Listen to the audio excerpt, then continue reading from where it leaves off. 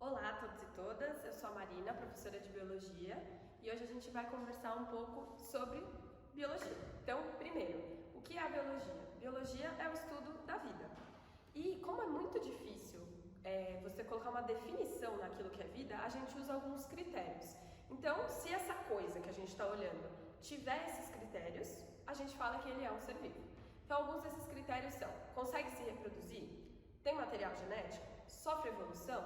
É um ser vivo. E um detalhe muito importante, um critério muito importante é a presença de célula. E é sobre isso que a gente vai falar hoje, sobre a célula. Então, primeiro, o que é a célula? A gente caracteriza a célula como sendo a menor unidade da vida. Então, um ser vivo pode ter uma célula ou muitas células, mas para ser considerado um ser vivo, precisa ter no mínimo uma. E o que é uma célula? A célula ela pode ser de dois tipos, procarionte ou eucarionte. Todas elas têm algumas coisas em comum, que a gente vai olhar um pouco mais para frente, mas elas têm algumas características em comum. Por exemplo, todas as células têm DNA, todas as células têm membrana plasmática, todas as células têm citoplasma e ribossomo, mas elas têm algumas diferenças. Então, na célula procarionte, que são as células de bactérias, cianobactérias e arqueias, elas não possuem carioteca, ou seja, o DNA está solto no citoplasma, ele não está todo condensado em uma pequena região, no núcleo. Por sua vez, nas células eucariontes, existe a carioteca, que é uma membrana em volta do DNA, protegendo o DNA. Então, o DNA está dentro dessa membrana e esse conjunto de carioteca mais DNA a gente chama de núcleo. Quais outras diferenças? Nas células procariontes, a única organela que existe é o ribossomo. Lembrando que organela, o próprio nome lembra órgão, mas um órgão pequeno, um organela. É um órgãozinho dentro das células. Então, é cada pedaço da célula que tem uma função específica. Na célula procarionte, só existe o ribossomo. Na célula eucarionte, existem várias organelas que a gente vai ver um pouco mais adiante. Por fim, uma outra diferença que é importante a gente pontuar é que na célula procarionte, todas têm parede celular. Então, todas as bactérias, arqueias, cianobactérias possuem parede celular. Na célula eucarionte, depende. A célula vegetal tem parede celular, de celulose. A célula animal, como é a nossa, por exemplo, não tem parede celular. Então, o único revestimento é a membrana plasmática. Isso torna ela um pouco mais suscetível a variações no meio, porque só tem uma camada de proteção e não duas, como é a célula vegetal e a célula bacteriana. Ok? Então, vamos pegar esse detalhe aqui. A gente falou que a célula eucarionte tem várias organelas. Vamos dar uma olhada em quais são essas organelas.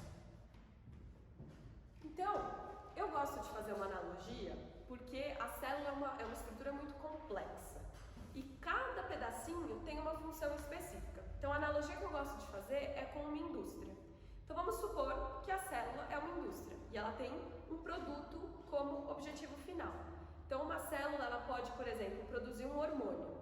Essa pode ser o trabalho que essa célula realiza. Então, a gente vai fazer uma analogia com uma indústria de brinquedo, uma fábrica de brinquedo. Então, a fábrica pode produzir diferentes brinquedos, ok? Considerando essa indústria de brinquedos, a gente vai pensar qual é a função de cada organela, fazendo essa analogia. Então, gente, toda uma indústria tem que ter um chefe, tem que ter um dono. E na nossa indústria celular, qual que é o chefe? Quem que é o dono? É o núcleo. Então, o núcleo é o chefe. Dentro do núcleo, a gente tem o DNA. O DNA tem informações para produzir todos os nossos brinquedos, que aqui a gente vai usar um termo mais biológico, que é controlar o metabolismo da célula. Então, o DNA, que é o chefe da indústria, ele sabe qual brinquedo tem que produzir em cada momento. Então agora está com uma super demanda de Suzy, de Barbie. Então, ele vai mandar a indústria produzir a Barbie. Agora está com uma demanda de aqueles bichinhos de pelúcia. Então, agora a gente vai produzir o bichinho de pelúcia. É o chefe que controla isso, que é o nosso DNA. Lembrando aqui, gente, que a gente está falando da célula eucarionte. Então, esse DNA, esse chefe, está dentro do núcleo. Beleza. Gente, e onde acontece todas as reações, onde são produzidos os brinquedos na indústria, de onde vem a energia, onde a energia circula para movimentar as máquinas de uma indústria, onde estão os operários? Eles estão no pátio da indústria. E o pátio da nossa célula é o citoplasma. Então, o citoplasma é esse líquido que permeia toda a célula. Toda a célula é composta de citoplasma. Aqui a gente não pintou de nenhuma cor, porque ele, senão daria muito trabalho para pintar toda a célula. Então, tá a própria lousa aqui de branco. O citoplasma é um meio líquido, como se fosse um gel de cabelo, e ele tem muita água. Se a gente pensar, o nosso corpo é basicamente composto de 70% de água. A gente é basicamente melancias com sentimentos. Então, a gente tem muita água, e por que isso é importante? Vocês já devem ter ouvido falar que a água é um solvente universal. Por quê? A água permite que as moléculas ganhem movimento, velocidade. E se as moléculas têm movimento, têm velocidade, elas conseguem se chocar, conseguem se bater. E se elas conseguem se bater, dá para ter reação, porque se não tem contato físico, não existe reação. Então a água, o citoplasma, é muito importante para permitir a reação.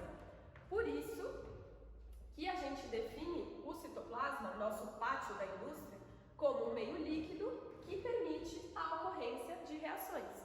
Que reações? Gente, produção de proteína, produção de lipídio, divisão celular, tudo isso são reações que estão acontecendo dentro da nossa célula e que só são possíveis por causa desse meio líquido com muita água.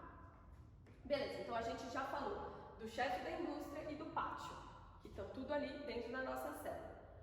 O que é outra coisa que é muito importante, gente? Para produzir brinquedo, a nossa indústria precisa de energia para movimentar as máquinas, energia inclusive de alimento para alimentar os operários. Quem que é responsável por essa produção de energia? É uma termoelétrica. Literalmente, uma termoelétrica, ela está queimando coisa, queimando comida. É a mitocôndria. Então, tudo aquilo que a gente come, a mitocôndria queima e isso libera energia para a gente fazer as reações do nosso corpo. Então, para a indústria produzir os brinquedos, ela precisa de energia. A gente também. Nosso alimento é queimado na mitocôndria, na nossa termoelétrica, através de um processo que a gente chama de respiração celular, que a gente vai ver em outras aulas um pouco mais a fundo. Então, por agora, a gente tem que lembrar só que é o processo de respiração celular. Lembrando, gente, o que a gente precisa para fazer respiração? A gente pega oxigênio do meio. Então, é com esse oxigênio que a mitocôndria consegue queimar o nosso alimento, a glicose. Então, o que entra na respiração celular? Glicose e oxigênio. E o que sai da respiração celular? Gás carbônico, que a gente manda para fora dos pulmões, e água, que também acaba sendo um produto da respiração celular. E essa água fica, inclusive, na própria célula e é usada no nosso citoplasma.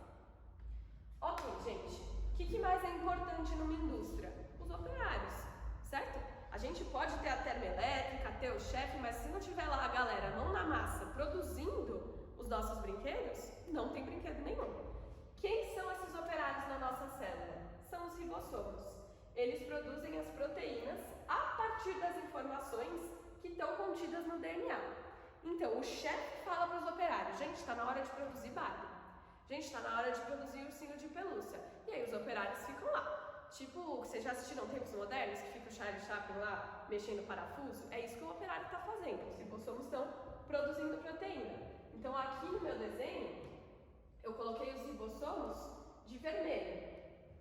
Então, eles estão espalhados pela célula e eles podem estar também grudados em algumas outras organelas, que eu já vou falar mais adiante. Então, dentro da própria mitocôndria, existem ribossomos. Então, para a mitocôndria fazer a respiração celular, ela precisa de proteínas, enzimas. E quem produz essas enzimas? Os ribossomos que estão dentro mesmo dela.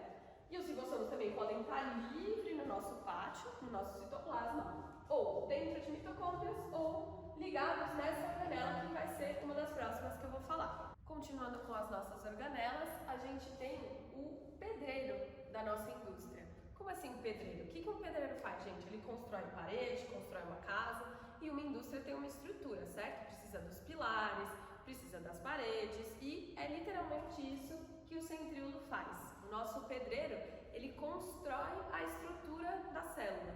Então, normalmente, quando a gente vê uma célula, a gente vê do jeito que eu desenhei ali, e ela tá toda linda, assim, nada emaranhado ali no meio. Gente, isso é totalmente real.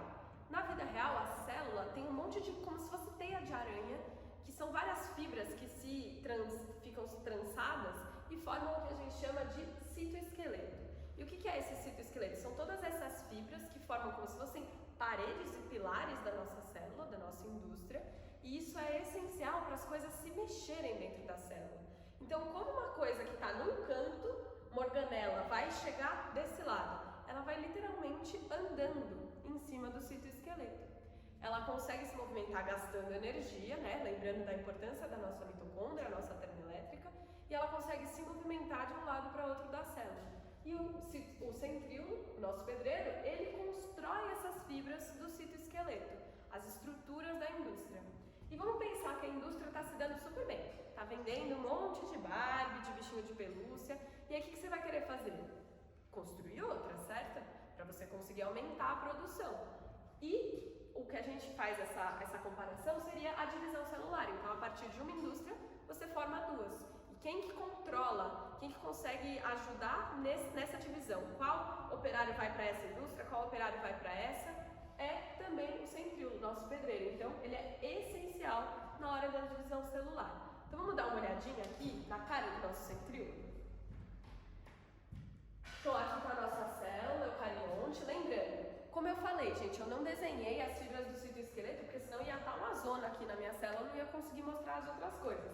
Mas eu tenho fibras que se entrelaçam aqui e conectam todos os pontos da célula. Como se fosse, sabe a linha de metrô, que você consegue ver todas as baldeações e as interligações? É assim que fica o citoesqueleto. E quem que produz isso? É esse carinha aqui, que é o centríolo.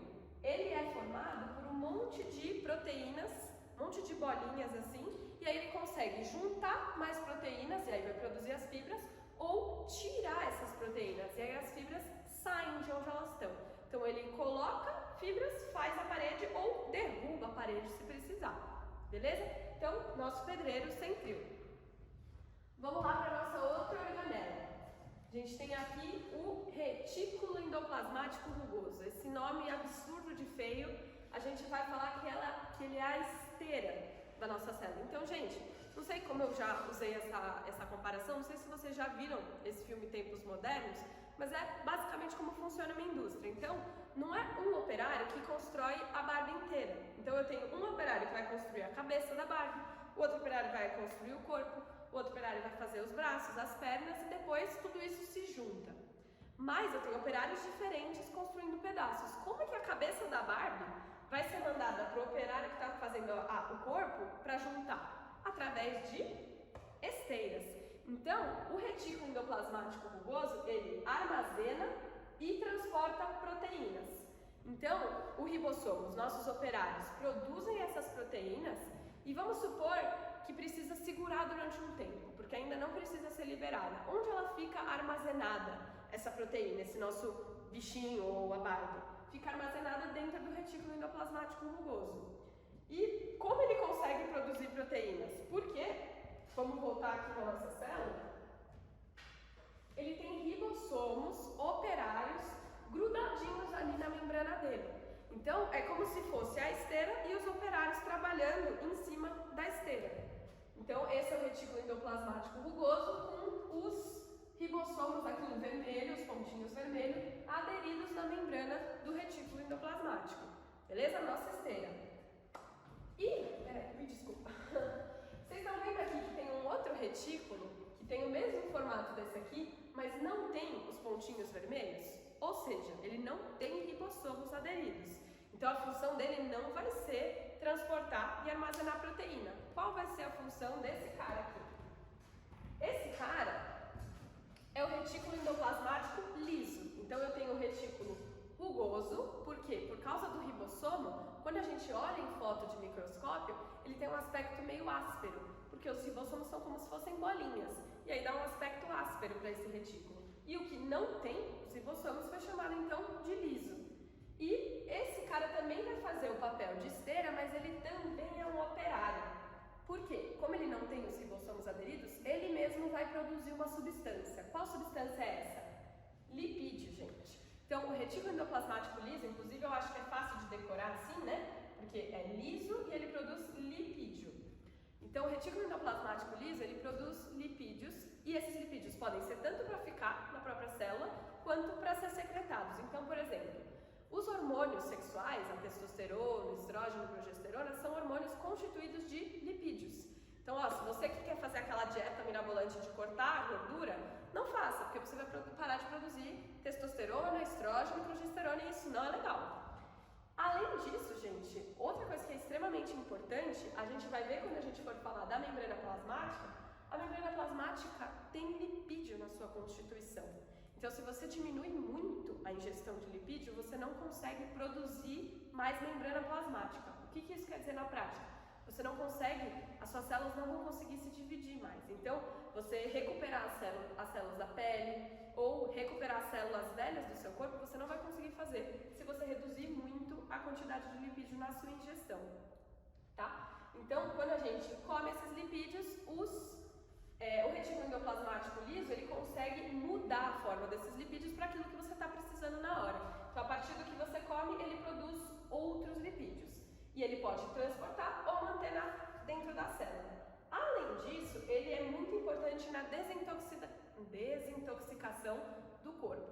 Então, tudo aquilo que você toma que é esquisito, medicamento, drogas, medicamentos são drogas, álcool, tudo isso é metabolizado lá dentro do retículo endoplasmático liso. Então, vamos sempre agradecer o nosso retículo endoplasmático liso, gente. Então, vamos pensar assim, as organelas não são fixas dentro da célula. Você pode ter mais de um tipo de organela ou menos. Em qual tipo de célula será que eu tenho um monte de retículo liso? Se ele produz lipídio e participa da desintoxicação do corpo. Tem que ser células que têm isso como função. Então, por exemplo, as células do nosso tecido adiposo, o gordinho aqui do lado, tem muito retículo liso porque elas estão produzindo e armazenando gordura. As células do fígado, que é muito importante na desintoxicação do corpo, tem muito retículo liso. E o retículo rugoso, se ele armazena e transporta proteína, então as células, por exemplo, do pâncreas, que produzem insulina, que é um hormônio que é constituído de proteína e é muito importante, vão ter muito retículo rugoso. Beleza? Próxima organela. Ok, gente, então a nossa indústria produz lá, a Barbie produz o bichinho de pelúcia, como que vai para fora? Vamos supor que a pessoa está comprando pela internet. Como é que chega nessa pessoa? Através dos correios. E a gente tem também o nosso correio dentro da célula e ele se chama complexo de Golgi. Esse nome feio porque a pessoa que descobriu esse complexo quis botar o próprio nome, egocentrismo na ciência, e ficou esse nome feio. E o que ele faz? Ele pega as substâncias produzidas pelos nossos operários, então produzidas pelos ribossomos, produzidas pelo retículo liso, e empacota, que nem no correio, gente, ele tem que botar lá na caixa, tem que fazer um negócio para proteger e aí vai mandar para fora. Então ele empacota, coloca dentro de bolsinhas, que a gente chama de vesículas, e secreta, manda para fora da célula. Então vamos olhar a carinha dele aqui. Quando a gente desenha a célula, a gente sempre desenha o complexo de Golgi perto dos retículos. Por quê? Porque ele pega a substância produzida pelos ribossomos do retículo rugoso e pelo retículo liso e empacota. Então ele vai colocar essas substâncias dentro de bolsinhas, como eu desenhei aqui essa bolsinha. Então aqui ele está empacotando, ele vai passando por várias partezinhas que formam como se fosse pratos em uma pilha de pratos, e aí ele passa para cada uma dessas bolsinhas até ficar numa bolsinha pequena. Aí essa bolsinha pequena pode ser mandada para fora da célula, aqui como eu desenhei, olha, tá? Mandando para fora uma substância, pode ser um hormônio, pode ser um anticorpo, pode ser, enfim, suor até, que a gente produz, ou ele pode ficar dentro da célula. E quando ele fica dentro da célula, ele se torna uma outra organela, que eu vou falar aqui agora. Qual organela é essa? É o lisossomo. Então, o lisossomo é o nosso faxineiro. Então, ele precisa limpar a célula. Então, o que acontece? O lisossomo é uma bolsinha produzida pelo complexo de Golgi que está cheio de enzima dentro.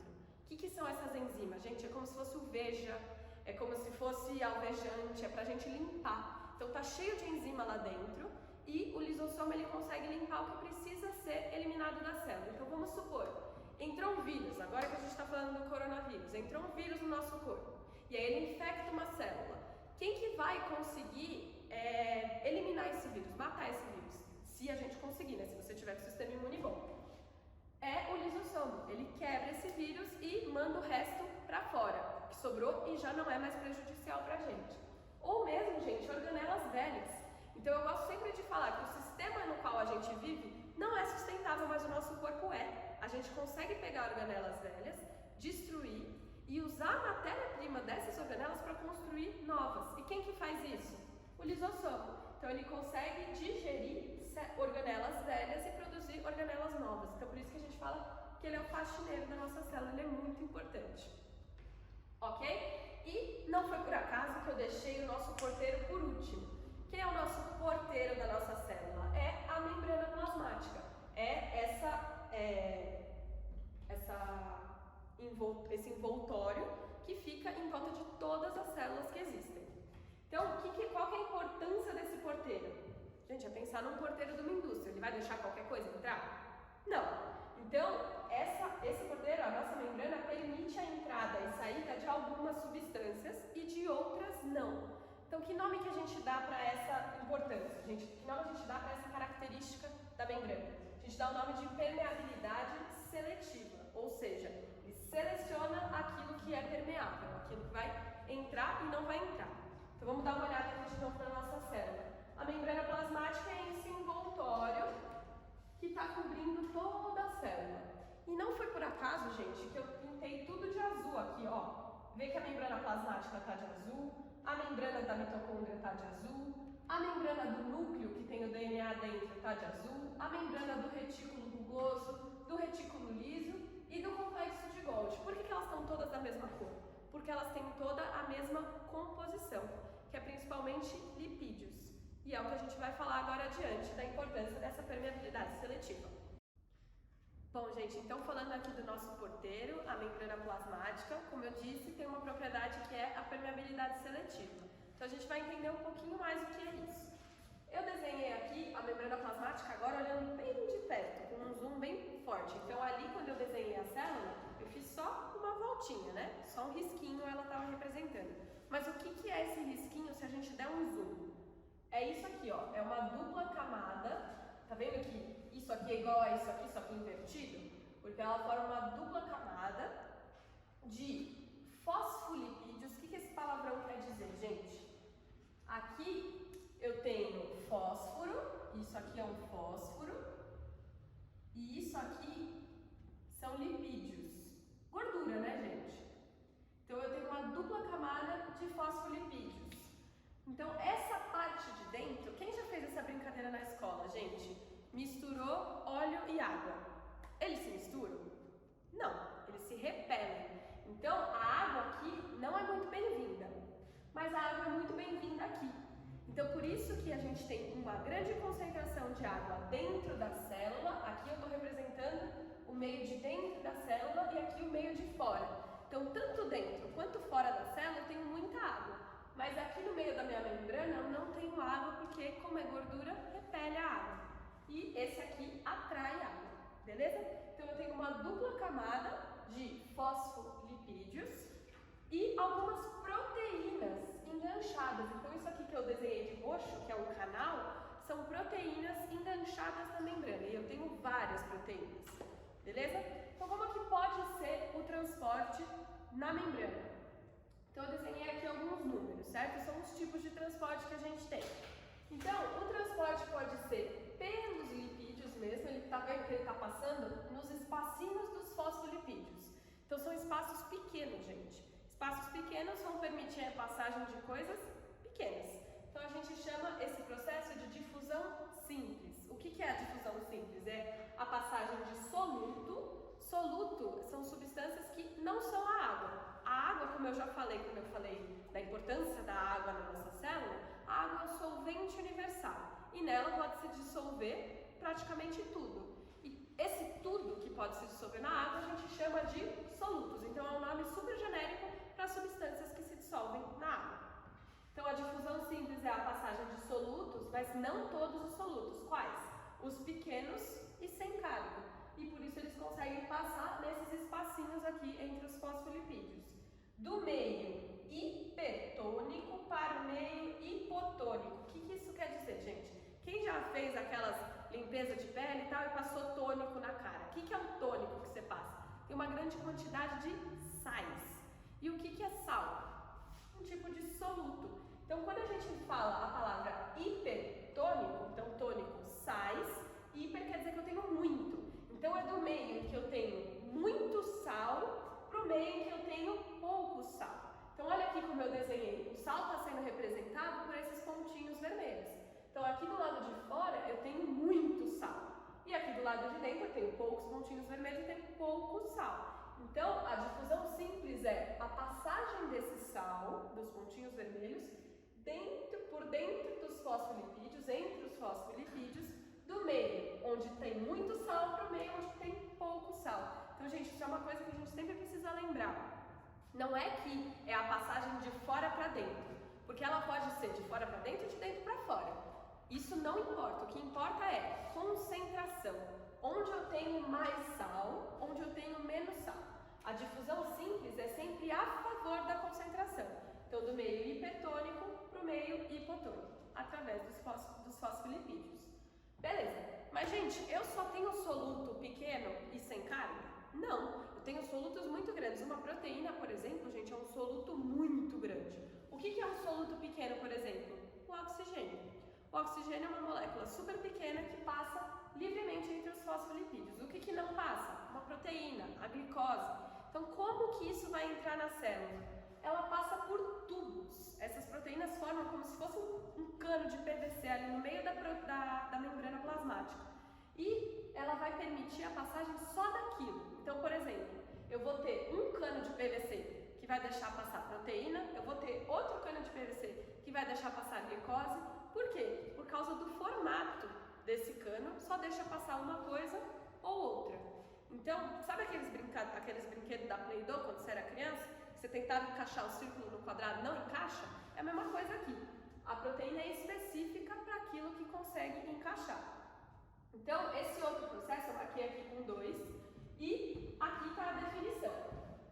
A gente chama esse processo de difusão facilitada. Por que facilitada? Porque a proteína de canal, esse tubo de PVC enganchado na membrana, ele facilita a passagem de solutos. Quais solutos? Solutos grandes ou com carga. De novo, do meio hipertônico, ou seja, do meio onde esse soluto está em muita concentração, para o meio onde ele está em pouca concentração. Então, esses dois processos, tanto a difusão simples quanto a difusão facilitada, são processos passivos. Eles acontecem naturalmente, sem gasto de energia. Por quê? Porque eles estão a favor do gradiente de concentração. Então, vamos voltar aqui no desenho, olha o 2. Então, o soluto aqui é esse quadradinho laranja. Onde eu tenho mais quadradinho laranja? Do lado de fora. Então, a tendência natural é de entrar para dentro através desses canais de proteína na membrana. Beleza, mas vamos supor que eu não quero, agora, eu não estou afim dessa substância. Vamos supor que é a glicose. Eu já estou cheia, minha célula já está cheia de glicose, eu não quero mais glicose. Então, o que eu posso fazer? Mandar para fora. Tudo bem, posso mandar para fora, mas eu tenho um monte de glicose lá fora e pouca glicose aqui dentro. Como que eu vou mandar a glicose para fora? Eu vou ter que gastar energia. Por quê? Porque está contra o gradiente de concentração. Isso aqui não é uma passagem natural. O natural seria entrar. Então, se eu estou querendo mandar para fora, olha aqui a setinha, eu preciso gastar energia. Então, como é o nome desse processo 3? Esse processo 3, a gente chama de transporte ativo. Ativo porque eu estou gastando energia. Então, o que é a definição de transporte ativo? É a passagem de soluto, pode ser grande ou pequeno, contra o gradiente de concentração. Então, do meio hipotônico, do meio que ele está em pouca concentração, para o meio hipertônico, onde ele está em muita concentração, com gasto de energia. Isso é muito importante porque está indo contra o processo natural que aconteceria. Beleza. E o 4 aqui, gente, é a osmose. Provavelmente vocês já devem ter ouvido falar desse nome e eu espero que seja uma coisa que vocês vão lembrar pro resto da vida, gente. O que é a osmose? Osmose é a difusão, só que do solvente, da água. Então, olha, gente, tá vendo que aqui a difusão acontece entre os fosfolipídios? A osmose também acontece entre os fosfolipídios naturalmente, só que o que está passando? A água. Então, aqui eu desenhei pontinho preto está representando a água. Então aqui do lado de dentro eu estou com um monte de água. E aqui do lado de fora eu estou com pouco pontinho preto, eu estou com pouca água. Então qual que é a tendência natural? A água vai sair. Beleza? Então a osmose é a passagem de água pela membrana do meio hipotônico, porque vamos lembrar, gente, tônico é sal. Hipotônico quer dizer que eu tenho pouco sal, mas se eu tenho pouco sal, eu tenho muito o quê? Muita água. Então, querendo ou não, a osmose é a difusão do meio onde eu tenho muita água para o meio onde eu tenho pouca água. Então, é do meio hipotônico, muita água, para o meio hipertônico, pouca água. Ao contrário. Do meio hipotônico, muita água, para o meio hipertônico, pouca água. Ok? Um jeito da gente lembrar da osmose, gente, eu não sei se já aconteceu essa situação com vocês, comigo já aconteceu. Você tá lá temperando a sua salada e daí acontece alguma coisa do outro lado da casa, você vai e esquece da salada. Quando você volta para olhar a salada, como é que ela tá, gente? Tá murcha, não dá nem vontade de comer, que a salada já tá toda murcha, você tem uma água ali em volta. Por que que tá acontecendo isso, gente? Vamos ver aqui no nosso desenho. Dentro da célula da alface, eu tenho muita água. Fora da célula da alface eu tenho pouca quando eu tempero. Só que daí o que acontece? Eu coloco um monte de sal do lado de fora e aí eu fico com pouco sal do lado de dentro. E aí essa água que está do lado de dentro começa a ficar em muita concentração do lado de dentro, porque do lado de fora eu estou cheio de sal. E aí a água tende a sair por osmose. Então a água vai sair de dentro da célula para ir para fora por osmose. E aí por isso que eu fico com aquela água ali na salada. Beleza? O último processo aqui de permeabilidade da célula a gente chama de fagocitose. O que é a fagocitose? É um processo um pouco mais complicado, porque ele não acontece nem entre os fosfolipídios, nem por proteínas de canal. Ele exige a mudança do tamanho e do formato da membrana para englobar partículas muito grandes. Então, o que são partículas muito grandes? Células inteiras. Então, por exemplo, uma célula do nosso sistema imune vai matar uma bactéria que está lá no nosso sangue. Ela precisa dobrar a membrana plasmática para conseguir abraçar essa bactéria e mandar para dentro. Então, aqui eu desenhei, ó, lá na nossa célula, vocês estão vendo isso aqui, esse processo 5. Então, aqui eu desenhei um pentágono verde que está representando a minha bactéria. E você está vendo que a minha membrana mudou o formato dela? Aqui ela estava normal, lisinha, e aqui ela fez quase um pezinho abraçando, uma mãozinha abraçando essa bactéria. E aí ela vai abraçar essa bactéria e englobar. E a partir do momento que ela englobou, o que vai acontecer? Gente, eu não quero uma bactéria dentro da minha célula, então eu preciso dar um jeito de mandar ela para fora. Então é aí que o nosso faxineiro, o nosso lisossomo vai entrar em ação. Então ele vai pegar essa bactéria que foi englobada por fagocitose, digerir e depois a gente consegue mandar os resíduos que já não são mais tóxicos pra gente para fora. Então é isso, gente. Por isso, por causa desses processos, a gente tem essa característica da membrana que é a permeabilidade seletiva. Bom, gente, então vocês acabaram de ver a nossa aula de célula, certo? E agora a gente vai resolver 2 exercícios. O primeiro está lá na sessão de olho no vestibulinho e é o primeiro exercício dessa sessão, é da ETEC. Então, esse exercício é legal porque ele une o conhecimento da aula passada, que vocês falaram um pouco dos níveis de organização da vida, com o conhecimento dessa aula, porque você precisa saber sobre célula para resolver esse exercício, ok? Então, vamos lá. Eu vou lendo e eu sugiro que vocês, assim como eu vou fazendo, grifem as partes mais importantes. A organização dos mapas e guias de ruas de uma cidade é fundamental para a exata localização do lugar a que se deseja ir. Nas buscas feitas pela internet, pode-se, por exemplo, informar, entre outras coisas, o número do imóvel, o nome da rua, o nome do bairro, a cidade, o estado, o país e o continente. Por outro lado, ao se estudar a vida, também se podem distinguir diversos níveis hierárquicos de organização, que vão do nível submicroscópico, átomos e moléculas, até, por exemplo, ao nível do organismo. Comparando os níveis de organização estudados na biologia e admitindo-se que o nível submicroscópico corresponde comparativamente ao número do imóvel. Então, o primeiro que ele citou aqui.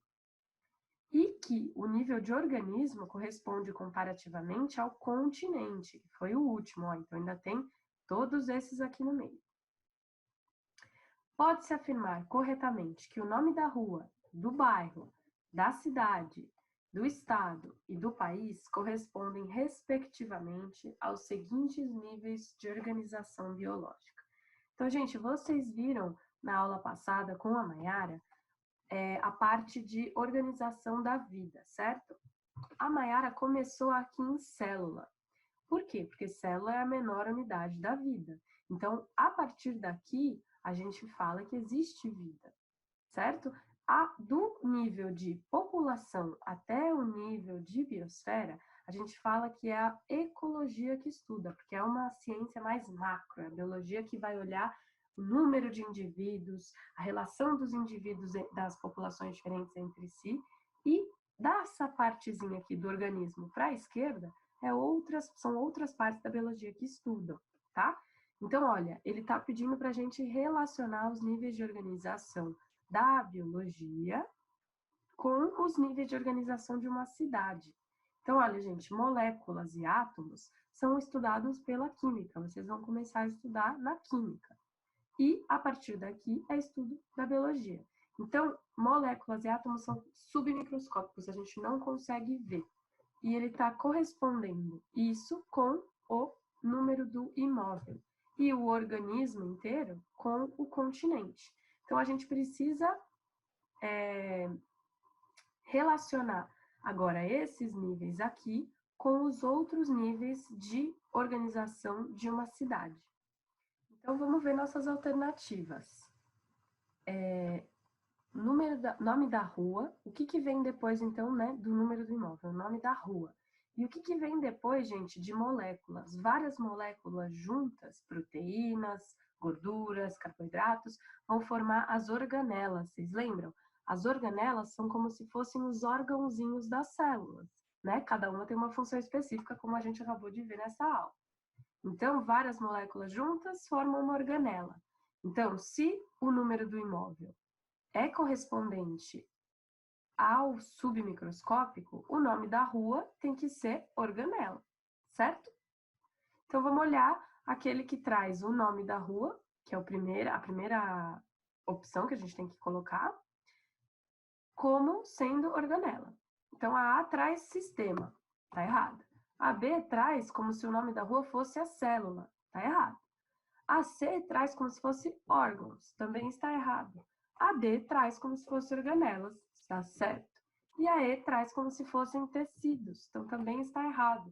Então, gente, se isso aqui, comparativamente com o mapa de uma cidade, é o número do imóvel, as organelas vão ser o nome da rua, a célula vai ser o nome do bairro, o tecido vai ser o nome da cidade, o órgão vai ser o nome do estado, o sistema, o do país.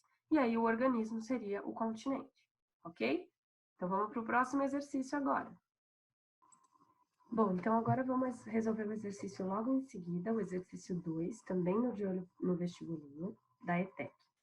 Lynn Margulis, microbiologista estadunidense, comprovou que seria possível que organismos celulares muito simples, de vida livre e que utilizavam oxigênio, foram englobados por células maiores, com as quais estabeleceram uma associação de auxílio mútuo.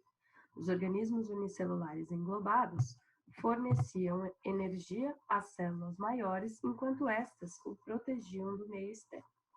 Segundo esta teoria, os organismos muito simples e de vida livre...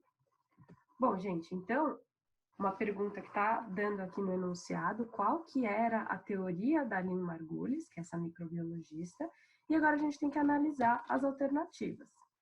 Então, ó, no enunciado está falando que organismos celulares muito simples, de vida livre e que utilizavam oxigênio foram englobados por células maiores.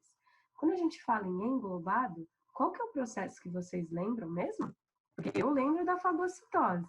Então, eu peguei aqui um vídeo para a gente ver de fagocitose, só para a gente lembrar como é que é esse processo antes de responder a pergunta, tá?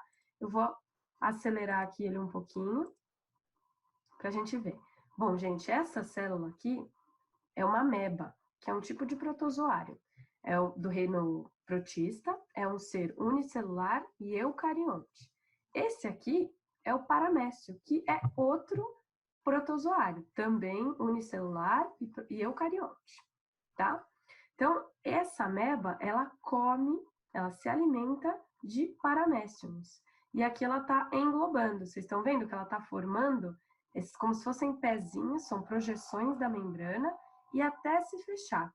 E o paramécio ele não consegue sair, gente, por causa de algumas substâncias que a ameba produz e por causa de receptores na membrana da ameba, dessa aqui, que está englobando, com o protozoário, com o paramécio lá dentro, que não deixa que ele saia, tá? Então, esse é o processo de fagocitose. É um transporte pela membrana ativo. Gasta bastante energia para fazer essas pernas e englobar o outro protozoário.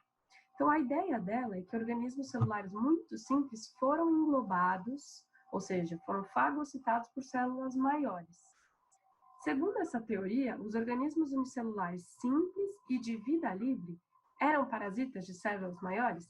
Gente, vida livre é exatamente o oposto, ao contrário de parasita. Então, tá errada, né? Os organismos unicelulares muito simples e de vida livre eram incapazes de realizar respiração aeróbica. O que é respiração aeróbica? Aeróbica lembra ar, oxigênio. Então, fala aqui que eles utilizavam oxigênio, então eles conseguiam fazer respiração. Então, também está errado. C. Originaram novas células desprovidas de organelas. A gente não fala nada de organela aqui, né? Então, não tem nada a ver. Fora que essas células maiores são as células eucariontes, que possuem organelas. Então, também está errada. D. Originaram organelas que fornecem energia às células. Essa é a alternativa certa e a gente já vai entender. E. Englobaram células maiores para obterem a energia necessária à vida. Não, gente, ele fala aqui que os organismos unicelulares englobados forneciam a energia às células maiores. Então, é ao contrário, né? A alternativa certa é a D. E essa teoria da Lynn Margulis é uma teoria que a gente chama de endossimbiose. Endo quer dizer dentro, simbiose é o mutualismo, é essa associação de auxílio mútuo aqui que ele fala. Então, qual que é a ideia dessa teoria? É que a gente tinha aqui uma célula grande, tá? Uma célula grande que começou a desenvolver membrana plasmática ao redor do DNA. Então, aqui é a formação do primeiro ser eucarionte, tá bom? Então, aqui é o primeiro ser eucarionte. Mas isso não fez com que, surgindo a primeira célula eucarionte, não fez com que as células procariontes fossem extintas. Elas continuavam existindo lá. E uma delas foi englobada por uma célula eucarionte, provavelmente para servir de alimento. Só que, por um acaso, ao invés de servir de alimento, ela acabou se dando bem com essa célula. Em vez dela ser digerida, ela ficou lá produzindo energia para essa célula eucarionte maior, né? Essa aqui. Essa célula procarionte ficou lá produzindo energia para a célula eucarionte. E, depois de milhões de anos dessa associação positiva entre as duas, essa célula procarionte deu origem a uma organela que a gente viu hoje, a nossa termoelétrica, que é exatamente quem fornece energia para a célula eucarionte. Então, gente, a nossa mitocôndria, a termoelétrica, há milhões, bilhões de anos atrás, na verdade, era uma bactéria que uma célula eucarionte resolveu fagocitar, englobar, para se alimentar. E, ao invés disso, as duas acabaram se dando bem. E a mitocôndria ficou lá e se tornou uma importante organela da célula. É isso, gente. Até a próxima aula.